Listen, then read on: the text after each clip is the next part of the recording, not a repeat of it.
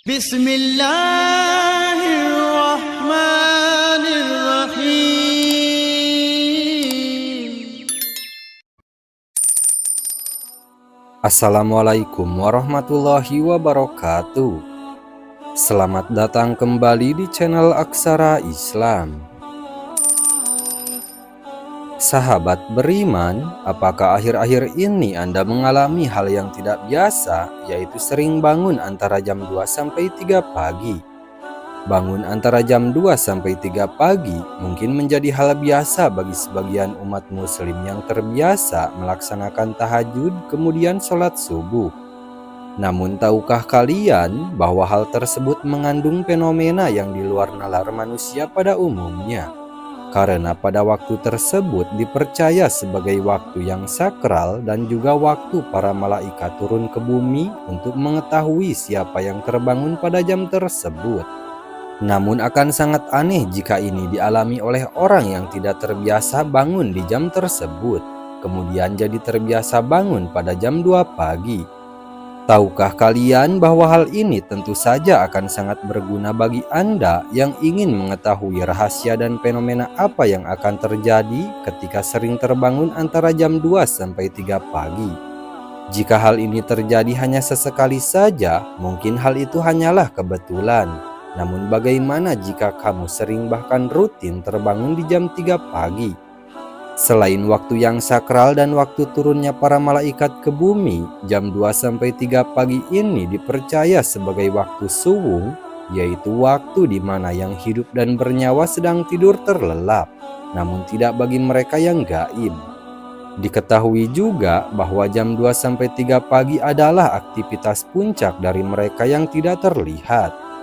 Selain itu, jam 2 sampai 3 pagi adalah waktu di mana portal dimensi gaib sedang terbuka lebar, sehingga secara disadari ataupun tidak akan banyak interaksi antara kita yang hidup dengan mereka yang astral.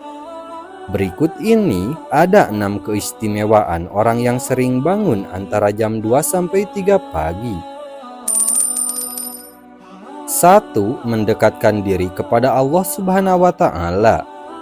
Mungkin Anda selama ini adalah orang yang sibuk dari pagi hingga petang. Oleh sebab itu, ketika spiritualitas Anda pada puncaknya, pada jam 3 pagi malaikat akan membangunkan Anda. Di saat itulah sebenarnya Anda dituntut untuk lebih mendekatkan diri kepada Allah Subhanahu wa Ta'ala, Sang Pencipta alam raya ini. Anda bisa melakukan tahajud dan berdoa di waktu tersebut. 2. Diangkat derajatnya oleh Tuhan yang Maha Kuasa.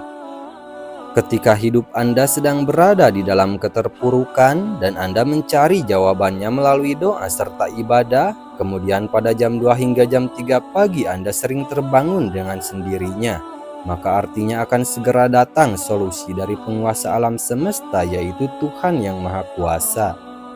Doa yang sering Anda panjatkan kepada Tuhan pada dasarnya merupakan suatu bentuk energi positif yang dilepaskan ke alam semesta. Dan ketika energi positif tersebut terkumpul, kemudian mendapatkan vibrasi serta waktu yang tepat, maka akan kembali lagi kepada Anda. Gelombang energi positif yang masuk kembali ke dalam inti spiritual terkadang sedikit mengacaukan frekuensi gelombang fase tidur. Sehingga hal inilah yang membuat Anda akan terbangun tanpa sebab yang jelas antara jam 2 hingga jam 3 pagi. Energi positif yang masuk ke dalam inti spiritual Anda akan menjadi suatu bisikan nurani, dan bersama dengan saripati alam semesta akan menunjukkan jalan keluar atau solusi dari permasalahan hidup Anda. Seseorang yang bisa bangkit dari keterpurukan atau masalahnya, bisa dikatakan orang tersebut telah dinaikkan derajatnya, terutama derajat dalam spiritualnya. 3. Kembali dari perjalanan spiritual. Ketika Anda terjaga di antara waktu tersebut, kemudian mampu mengingat semua peristiwa mimpi yang baru Anda alami, maka Anda baru saja kembali dari perjalanan spiritual Anda. Mimpi yang dikategorikan sebagai perjalanan spiritual ini sebaiknya tidak diabaikan begitu saja, karena biasanya banyak membawa maksud ataupun petunjuk dari alam semesta. Pada jam 2 pagi hingga menjelang subuh adalah juga menjadi waktu di mana entitas spiritual yang terhubung dengan Anda mencoba menunjukkan eksistensinya, yaitu salah satunya dengan masuk ke alam bawah sadar Anda melalui mimpi. Entitas spiritual yang terhubung dengan Anda bisa berupa makhluk halus yang menempel, kodam pendamping ataupun korin dari leluhur Anda. Makhluk-makhluk halus ini juga bisa membawa Anda dalam perjalanan spiritual. Namun ketika mereka gagal untuk menyusup ke dalam alam bawah sadar Anda, maka Anda akan mengalami apa yang dinamakan dengan tindihan atau sleep paralysis. Gagalnya entitas gaib untuk masuk ke dalam alam bawah sadar Anda dikarenakan pada saat itu tubuh Anda mengeluarkan semacam aura pelindung, sehingga mengakibatkan berbenturan energi yang membuat tubuh menjadi kaku, tidak bisa bergerak. Tujuan dari makhluk halus masuk ke dalam mimpi selain untuk menunjukkan eksistensinya juga menjadi media bagi mereka untuk berkomunikasi, seperti untuk memperingatkan, memberi petunjuk, dan lain-lain. 4. Memiliki doa yang mudah terkabulkan. Tentunya hal ini berlaku bagi mereka yang terbangun kemudian melanjutkannya dengan sembahyang seperti berdoa dan tahajud, meditasi, ataupun ritual keagamaan lainnya. Ketika Anda menjalin komunikasi atau doa dengan Tuhan pada jam 2 hingga jam 3 pagi, maka sinyal-sinyal doa Anda akan dapat terpancar dengan lancar dan jernih tanpa ada banyak gangguan seperti pada siang hari. Untayan doa Anda akan menyatu dengan hawa murni alam semesta, atau dengan kata lain cepat diterima dan dikabulkan oleh Tuhan Yang Maha Kuasa.